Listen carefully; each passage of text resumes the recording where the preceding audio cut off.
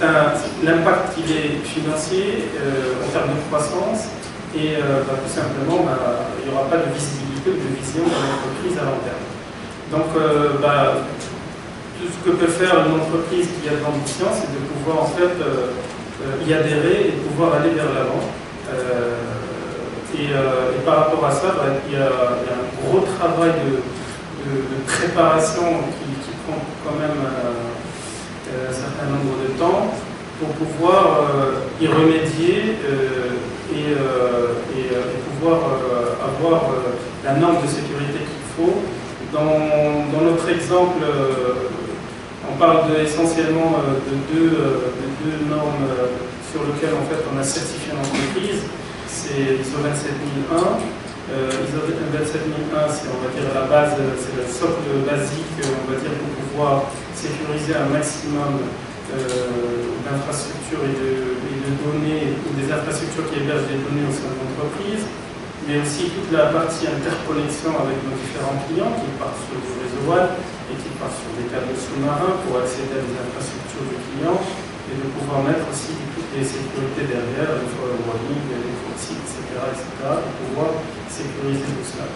Deuxième des choses, il y a certains clients, notamment des e-commerçants, et qui sont très impactés au niveau de la cybercriminalité un peu partout dans le monde.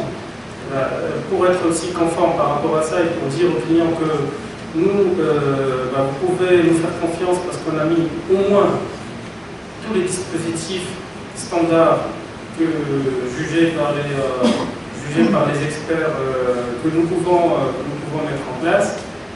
C'est le PCI DSS, que je pense que ceux qui sont dans le monde financier le connaissent très bien. Donc c'est une norme en fait, qui certifie les transactions bancaires.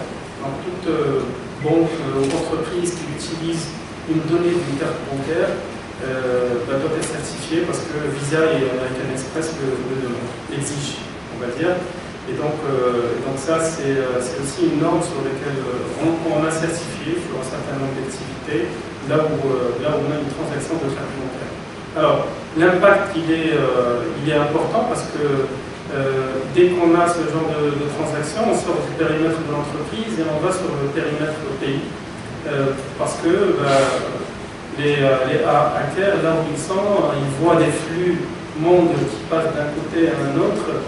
Ils voient qu'il y a un intérêt, parce que dans ce cas-là, c'est des transactions de cartes bancaires, et on commence à être exposé.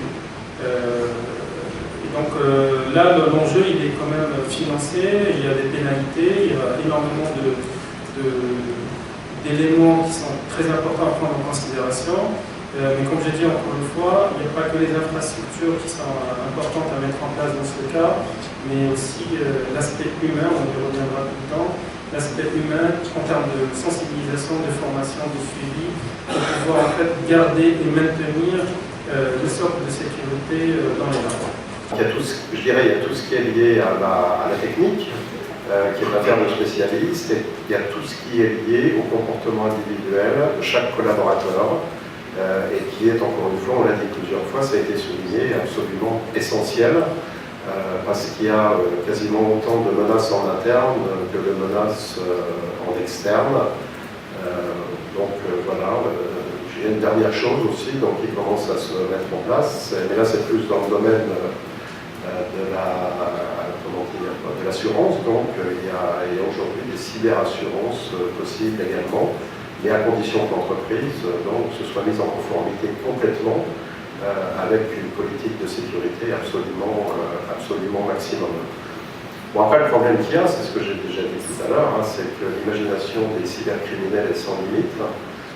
Il y a aujourd'hui des techniques qui sont utilisées, qui utilisent l'intelligence artificielle, par exemple, tout ce qui est machine learning, etc., pour améliorer le contexte sécuritaire des entreprises. Et ce sont des technologies qui peuvent être également utilisées par les pirates pour attaquer les entreprises et les particuliers. Donc c'est quelque chose sans fin. Et la vigilance, il faut surtout qu'elle ne retombe jamais, jamais, jamais.